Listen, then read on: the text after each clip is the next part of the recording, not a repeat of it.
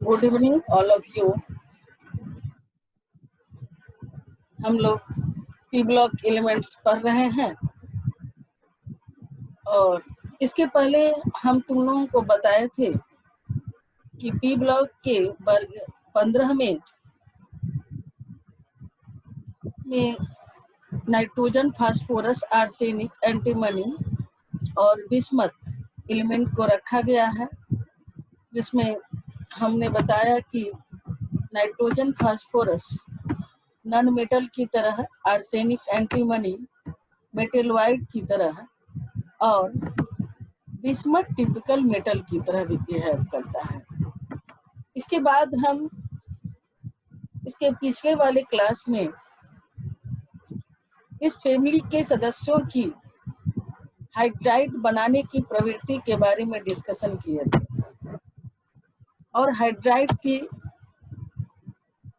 Thermal stability, bond dissociation energy, reducing property, इन सभी property पर लास्ट डे डिस्कशन हम किए थे और साथ में हम ये भी बताए थे कि नाइट्रोजन की कोवैलेंसी 4 होती है और ये +5 ऑक्सीडेशन स्टेट तो शो कर सकता है, लेकिन मैक्सिमम कोवैलेंसी 4 ही शो कर सकता है। यहाँ तक हम बात किए थे। आज हम बताने जा रहे हैं कि अगर पी ब्लॉक के एलिमेंट्स ऑक्सीजन के साथ रिएक्ट करते हैं तो वह किस तरह के ऑक्साइड्स का निर्माण करते हैं।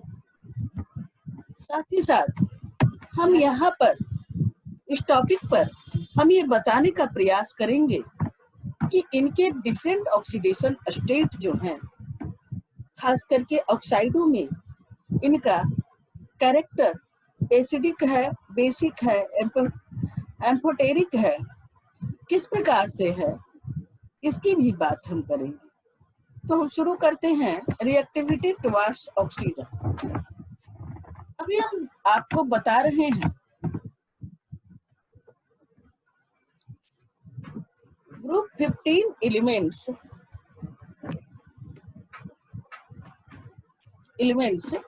जो हैं, खासकर E2O3 and E2O5 oxidation state show करता है। हालांकि कई ऑक्सीडेशन स्टेट शो करते हैं, लेकिन खास करके हम इसके +3 ऑक्सीडेशन स्टेट और +5 ऑक्सीडेशन की विशेष बात करेंगे। हम यहाँ आपको बताना चाहते हैं कि अगर higher oxidation state of oxide की तुलना lower oxidation state of oxide से करते हैं तो हम ये पाते हैं कि सामान्यतः हायर ऑक्सीडेशन अवस्था के जो ऑक्साइड्स हैं, लोअर ऑक्सीडेशन स्टेट के सापेक्ष अधिक अम्लीय होते हैं। फिर से समझिए मेरी बात को। हम यहाँ पर कहे क्या, इसका मतलब ये हुआ कि अगर फास्फोरस +3 और +5 दोनों ऑक्सीडेशन स्टेट शो करते हैं, एग्जाम्पल के लिए P2O3 और P2O5, आपसे पूछा जाए कि इसमें इन ऑक्साइड में मोर एसिडिक कौन है, तो आप बताइएगा P2O5। P2O5 आपको ये ध्यान रखना है कि जो हायर ऑक्सीडेशन स्टेट है, ये लोअर ऑक्सीडेशन स्टेट, जैसे हमने कहा कि +5 के सापेक्ष +3 ऑक्सीडेशन स्टेट के ऑक्साइड जो हैं, ये अधिक अम्लीय हैं। अर्थात अगर हम ये कह सकते हैं कि ग्रुप में अगर हम टॉप से बॉटम की ओर जाते हैं तो ऐसी अवस्था में एसिडिक कैरेक्टर डिक्रीज करता है। यहाँ समझिए, ग्रुप में यहाँ हम ये बताना चाह रहे हैं, 2 कंडीशन हमने बताया। हमने कहा कि +5 oxidation state is more acidic then lower oxidation state +3, और दूसरी ओर आपको हम ये बताना जा रहे हैं कि अगर इस वर्ग के तत्व जो हैं, जैसे nitrogen, phosphorus, arsenic, antimony, bismuth, अगर इनके टॉप से बॉटम की ओर जाती हैं तो ऐसी अवस्था में अगर इनके अम्लीय कैरेक्टर की बात करते हैं तो हम ये पाते हैं कि टॉप से बॉटम जाने पर, अर्थात वर्ग में ऊपर से नीचे जाने पर एसिडिक कैरेक्टर डिक्रीज करता है। मतलब अम्लीय गुण क्या करता है?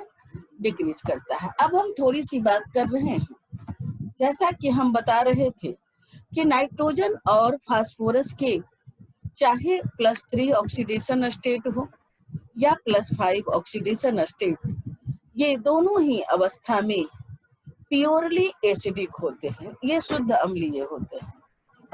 यहाँ पर ध्यान दीजिए, नाइट्रोजन और फास्फोरस के +3 ऑक्सीडेशन स्टेट के ऑक्साइड जो हैं ये प्योरली एसिडिक हैं, अम्लीय हैं। जबकि एंटीमनी और एसबी, इनका बिहेवियर कैसा है? एम्फोटेरिक है।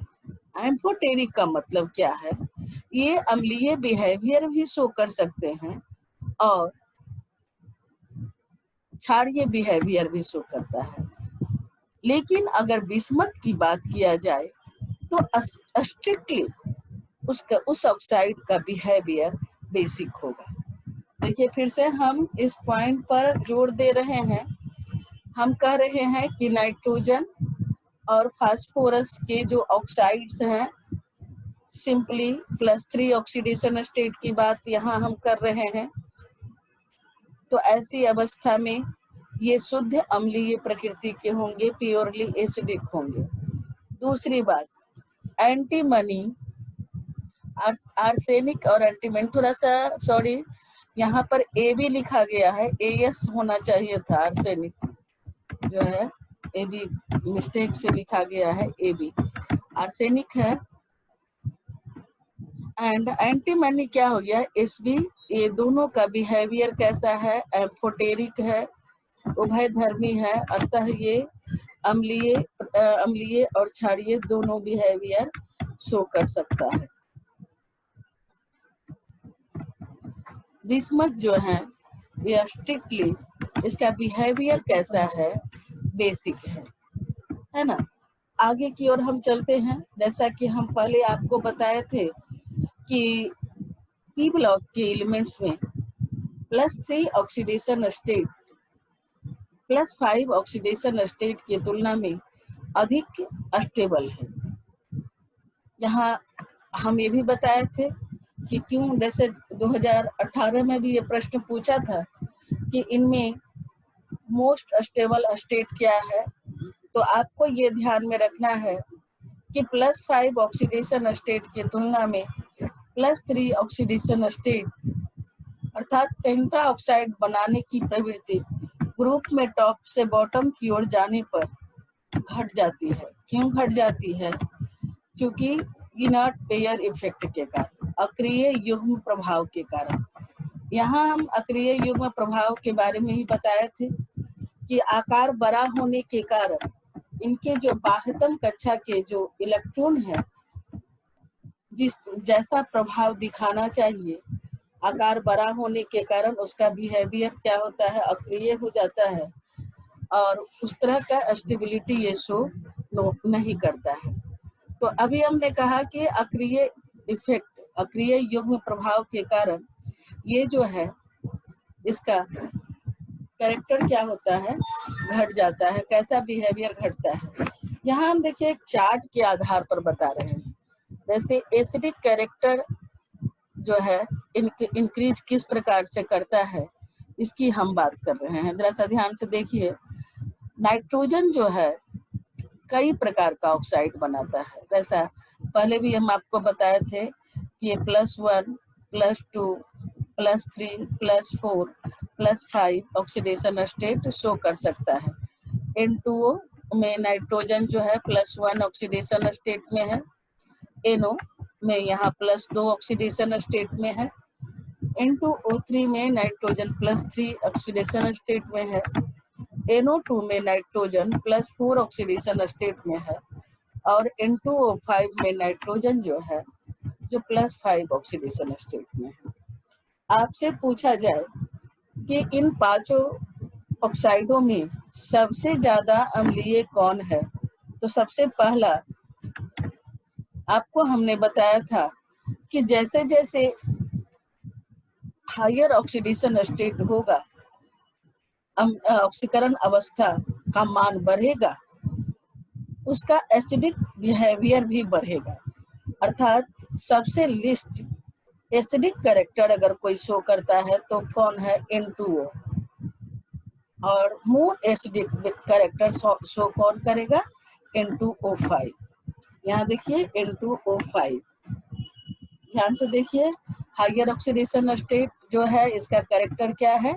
अधिक है।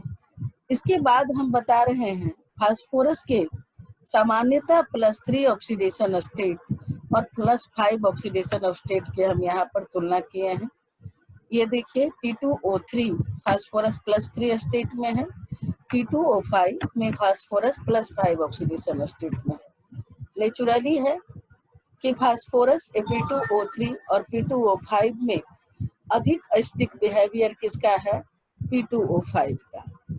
फिर देखते हैं आर्सेनिक। आर्सेनिक भी +3 स्टेज में और +5 स्टेज में है। तो आर्सेनिक का क्या हो गया है? AS2O3 और +5 ऑक्सीडेशन स्टेट क्या हो गया? AS2O5। आर्सेनिक पेंटाऑक्साइड जो है ये क्या होगा?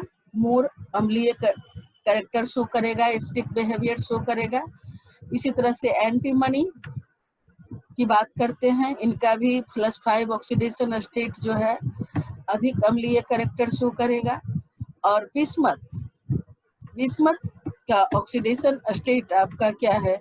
Bi2O3 और Bi2O5। लेकिन हम एक चीज और भी दिखाते हैं, जैसा हमने कहा कि oxidation higher oxidation state is more acidic, but when we go from top to bottom in a group, acidic character decreases। समझिए, जैसे जैसे ऑक्सीकरण अवस्था में वृद्धि होती है, इन ऑक्साइडों की अम्लीय कैरेक्टर में भी वृद्धि होगी। लेकिन जैसे जैसे अगर हम वर्ग में ऊपर से नीचे की ओर जाते हैं तो ऐसी अवस्था में इनके ऑक्साइड का एसिडिक कैरेक्टर ग्रुप में टॉप से बॉटम की ओर जाने पर क्या हो जाएगा? घट जाएगा। यहाँ पर आपको हम बताना चाहते हैं कि NO2 एक मिक्स्ड अनहाइड्राइड है। इसी तरह से आप ध्यान में रखिए, नाइट्रोजन अगर आपसे पूछा जाए कि इनका जो सिर्फ एक अस्थाई फ्लोराइड क्या है, तो नाइट्रोजन सिर्फ NF3 अस्थाई फ्लोराइड का निर्माण करता है। और BiF3 की बात किया जाए तो ऐसी अवस्था में हम ये पाते हैं कि BiF3 आयनिक बिहेवियर नहीं शो कर बल्कि इनकी प्रकृति कैसी होती है? सहसंयोजक होती है। पुनः हम थोड़ी सी फिर से रिपीट मारते हैं। ऑक्सीकरण का संख्या बढ़ने के साथ अम्लीय कैरेक्टर क्या होता है? बढ़ता है, जबकि आकार बढ़ने के साथ अम्लीय कैरेक्टर क्या हो जाता है? घट जाता है। ठीक है, आगे की ओर बढ़ते हैं। ये तो हम बता रहे थे अभी तक इस वर्ग के तत्वों की एसिडिक, बेसिक और एम्फोटेरिक बिहेवियर की बात कर रहे थे। यहाँ पर हम बात किए, अभी हम आपको बताना चाहते हैं कि डाई नाइट्रोजन अर्थात N2 को अगर हम प्रिपरेशन करना चाहते हैं, निर्माण करना चाहते हैं, तो इनकी निर्माण की कई विधियां हैं। लेकिन अगर कॉमर्शियली स्तर पर अर्थात औद्योगिक स्तर पर अगर निर्माण करना हो तो इस नाइट्रोजन को हम कैसे निर्माण कर सकते हैं? नाइट्रोजन का निर्माण हम किस प्रकार से कर सकते हैं, किस आधार पर? तो कॉमर्शियली माने औद्योगिक स्तर पर। सबसे पहली बात है कि अगर सबसे आप लोग जानते हो कि नाइट्रोजन जो है सबसे अधिक मात्रा में वायुमंडल में है, मतलब एयर में कितना परसेंट है? 78%। तो अगर एयर से हम नाइट्रोजन को निकालना चाहते हैं, तब ऐसी अवस्था में हम लिक्विफैक्शन और फ्रैक्शनल डिस्टिलेशन ऑफ एयर करेंगे। अर्थात हवा का पहले क्या करेंगे? द्रवीकरण करेंगे, और द्रवीकरण करने के पश्चात उसका आंशिक स्रवण के द्वारा, फ्रैक्शनल डिस्टिलेशन के द्वारा नाइट्रोजन को अलग कर लेंगे। यहाँ हम दो बात कहें। लिक्विफैक्शन मतलब हवा का हम द्रवीकरण करते हैं, और दूसरा यहाँ पर हम आंशिक स्रवण करते हैं। ये फ्रैक्शनल डिस्टिलेशन क्या होता है? किस अवस्था में फ्रैक्शनल डिस्टिलेशन प्रोसेस का हम प्रयोग करते हैं? खास करके अगर डिफरेंट एलिमेंट का फ्रैक्शनल डिस्टिलेशन करना चाहते हैं, और अगर बॉइलिंग पॉइंट में 20 केल्विन का, लगभग 20 केल्विन का अंतर होता है, तब ऐसी अवस्था में हम इस प्रोसेस को यूटिलाइज करते हैं। कैसे करते हैं? देखिए, लिक्विड हवा से हम क्या, अगर इनको बॉयल करते हैं, हवा का सैंपल लेते हैं, मेनली लिक्विड एयर का जो बॉइलिंग पॉइंट है 77.2 केल्विन है। बस समझिए, 77.2 केल्विन। जबकि हवा में उसके बाद जो ज्यादा क्वांटिटी में पाया जाने वाला तत्व है वह कौन है? ऑक्सीजन। ऑक्सीजन का बॉइलिंग पॉइंट 90 केल्विन है। तो अगर हम हवा का सैंपल लेते हैं तो 77.2 केल्विन पर जो पदार्थ द्रवीभूत हो जाता है, द्रव में कन्वर्ट हो जाता है, उस सैंपल को हम क्या कर लेंगे? अलग कर लेंगे। अर्थात द्रवीकरण करके उस बॉइलिंग पॉइंट 77.2 केल्विन पर पहले नाइट्रोजन ही उबलेगा, और जो पदार्थ, जो तत्व यहाँ पर उबला, वह जो तत्व निश्चित रूप से लिक्विड नाइट्रोजन है, और उसको हम क्या कर लेंगे? अलग कर लेंगे, और इस तरह से हम प्राप्त कर लेंगे। तो पहली विधि आपसे अगर पूछा जाए कि औद्योगिक स्तर पर आप नाइट्रोजन को कैसे प्राप्त करेंगे, तो यह प्रोसेस आपका क्या है? Liquefaction of air and fractional distillation. Distillation कई प्रकार का होता है, लेकिन फ्रैक्शनल डिस्टिलेशन हमेशा तभी यूज किया जाता है जब खास करके भिन्न भिन्न तत्वों के बॉइलिंग पॉइंट में 20 से 25 केल्विन का अंतर, ज्यादा का अंतर यहाँ पर नहीं होना चाहिए। अगर दूसरी का प्रयोग करेंगे तो अभी हमने कहा कि 20 से 25 केल्विन का बहुत स्लाइटली डिफरेंस होता है, तो ऐसी अवस्था में हम इस विधि का प्रयोग करते हैं। कई विधियां हैं, जिससे प्रयोगशाला विधि भी है। प्रयोगशाला विधि का मतलब क्या है? अगर हम थोड़ी सी मात्रा में, अगर हम प्रयोगशाला में नाइट्रोजन को हम निर्माण करना चाहते हैं, तो ऐसी अवस्था में अमोनियम क्रोमेट का अगर हम तापीय विघटन करवाते हैं, उसको गर्म कर देते हैं, तब भी ऐसी अवस्था में हमें नाइट्रोजन गैस की प्राप्ति होगी। लेकिन यह विधि क्या है? लैबोरेटरी मेथड है, ये कॉमर्शियल मेथड नहीं है। आपको याद रखना है कि एक बार का ये पूछा हुआ है कि इनमें किसके तापीय विघटन से नाइट्रोजन की प्राप्ति होती है। याद रखना है वह कंपाउंड कौन है? Ammonium chromate. सूत्र हो गया NH4 2 Cr2O7। अगला प्रश्न बहुत ही इंपॉर्टेंट, ये ऑब्जेक्टिव में पूछा जा सकता है कि ऐसी अवस्था में, लेकिन अगर हम अति शुद्ध नाइट्रोजन, वेरी प्योर नाइट्रोजन प्राप्त करना चाहते हैं, बहुत अधिक शुद्ध नाइट्रोजन, तो हम उपरोक्त इन सभी विधियों का हम प्रयोग नहीं करेंगे। ऐसी अवस्था में हम सोडियम या बेरियम एजाइड सोडियम या बेरियम एजाइड का तापीय विघटन करवा देंगे। सोडियम या बेरियम एजाइड का क्या करवाएंगे? तापीय विघटन करवा देंगे। एजाइड का सूत्र होता है N3, नाइट्रोजन N3 जो है।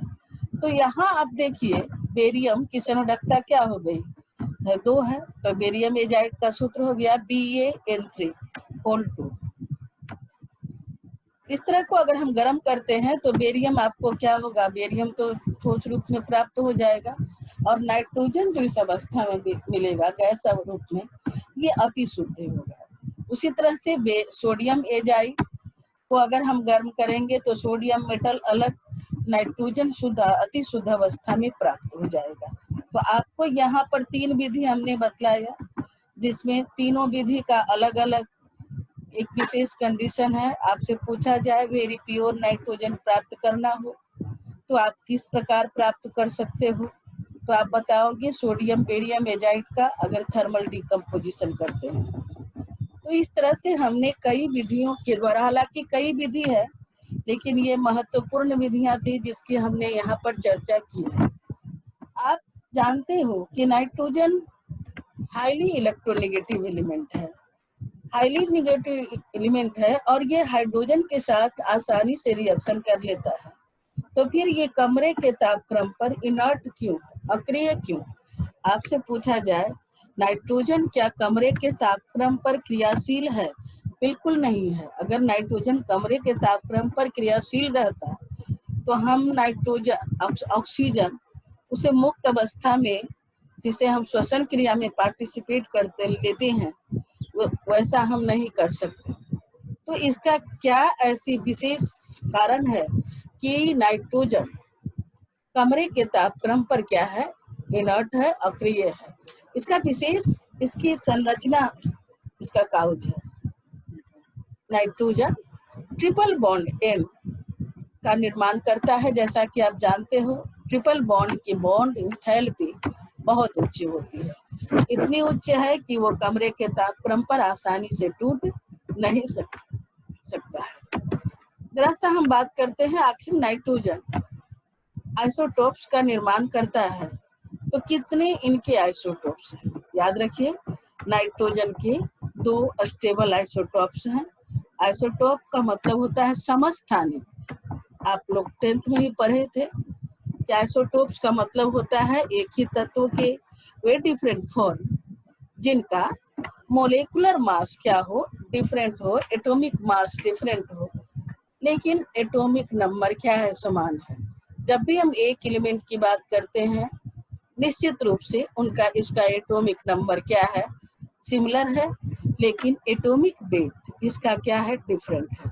तो अभी हमने बात किया कि नाइट्रोजन जो है अगर आइसोटोप्स का निर्माण करते हैं, समस्थानिक का निर्माण करता है, तो ऐसी अवस्था में कितने समस्थानिक हैं? 2 समस्थानिक हैं, N14 और N15। आगे बात करते हैं, बहुत इम्पोर्टेंट है, खासकर बिहार बोर्ड का सबसे ज्यादा आने वाला परीक्षा में प्रश्न ये होता है, हमेशा पूछता है, अमोनिया के का निर्माण औद्योगिक स्तर पर हम किस प्रकार से करते हैं? अमोनिया को औद्योगिक स्तर पर कॉमर्शियल प्रोसेस में हम किस प्रकार से निर्माण करते हैं? ध्यान से देखिएगा जरा सा इस पर। अभी हम बताना चाह रहे हैं कि अगर लार्ज स्केल पर औद्योगिक स्तर पर अगर हमें अमोनिया का निर्माण करना हो तो हम हैबर प्रोसेस का प्रयोग करेंगे। अब यहाँ हम आपको बताएंगे कि हैबर विधि क्या है, हैबर प्रोसेस क्या है और किस अवस्था में इस प्रोसेस के करने से अमोनिया की प्राप्ति होगी। सामान्यतः अमोनिया में 2 तत्व हैं, एक नाइट्रोजन, दूसरा हाइड्रोजन।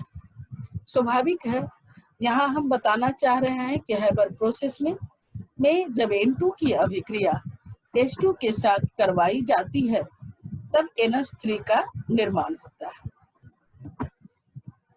रिएक्शन हम दिखा रहे हैं, N2 + 3H2, इक्विलिब्रियम का हम साइन दिए हैं 2NH3, और इस अभिक्रिया में -46.1 किलोजूल पर मोल ऊर्जा भी मुक्त होती है। आप याद रखिए अगर डेल्टा H का मान निगेटिव है तो इसका अर्थ यह है कि उस अभिक्रिया की प्रकृति एक्सोथर्मिक है। एक्सोथर्मिक का मतलब क्या है कि जिस अभिक्रिया में ऊष्मा का क्या होता है, त्याग होता है। यहाँ देखिए ध्यान से समझिएगा जरा सा, इसमें क्या है।